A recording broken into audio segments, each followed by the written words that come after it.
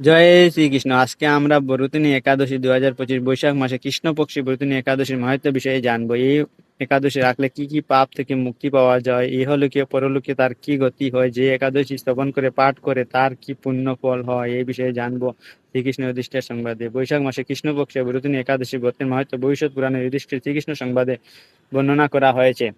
যুধিষ্ঠির মহারাজ শ্রীকৃষ্ণকে বললেন, হে বাসুদেব, আপনাকে প্রণাম। বৈশাখ মাসের কৃষ্ণপক্ষের একাদশী কি নামে প্রসিদ্ধ এবং তার মহিমা বা কি তা কৃপা করে আমাকে বলুন। শ্রীকৃষ্ণ বললেন, হে রাজন, ইহলোকে ও পরলোকে বৈশাখ মাসের কৃষ্ণপক্ষী একাদশী বরুতিনী নামে বিখ্যাত।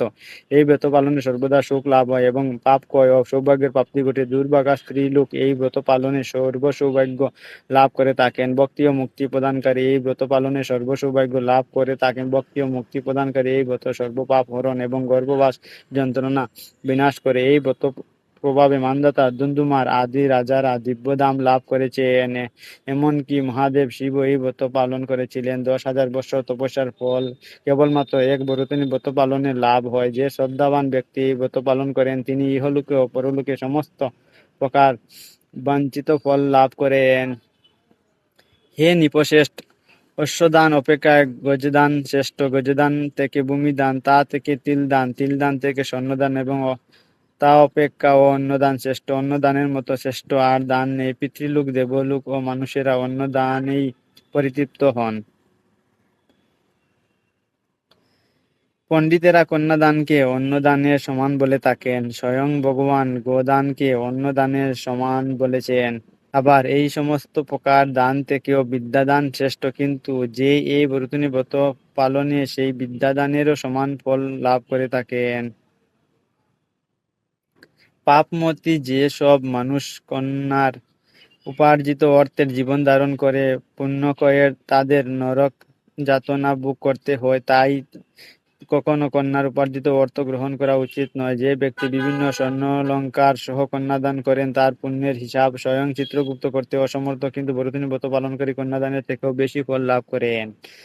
ব্রতকারীরা ব্রতকারী ব্যক্তি দশমীর দিন কাঁসার পাত্রে ভোজন, মাংস, মসুর, ছোলা, শাক, মধু, অন্যের প্রদত্ত অন্নগ্রহণ, 2 বার আহার ও মৈথুন পরিত্যাগ করবেন। দ্রুতক্রিয়া, নেশাজাতি দ্রব্য, দিবানিদ্রা, পরনিন্দা, পরচর্চা, প্রতারণা, চুরি, হিংসা, মৈথুন, ক্রোধ ও মিথ্যা বাক্য একাদশীর দিনই বর্জিত। কাঁসার পাত্রে ভোজন, মাংস, মসুর, মধু, তেল, মিথ্যা ভাষণ, ব্যায়াম, 2 বার আহার ও মৈথুন এসব দ্বাদশীর দিনে পরিত্যাজ্য।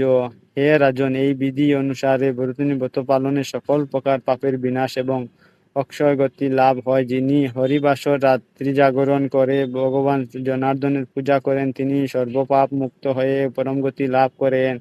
তাই সূর্যপুত্র যমরাজের যাতনা থেকে পরিত্রাণের জন্য পরম যত্নে এই একাদশী ব্রত পালন করা কর্তব্য। বরুতিনী একাদশী ব্রত কথা শ্রদ্ধা ভরে পাঠ বা শ্রবণ করলে সহস্র গোদানের ফল লাভ হয় এবং সর্বপাপ থেকে মুক্ত ও বিষ্ণুলোকে গতি হয়।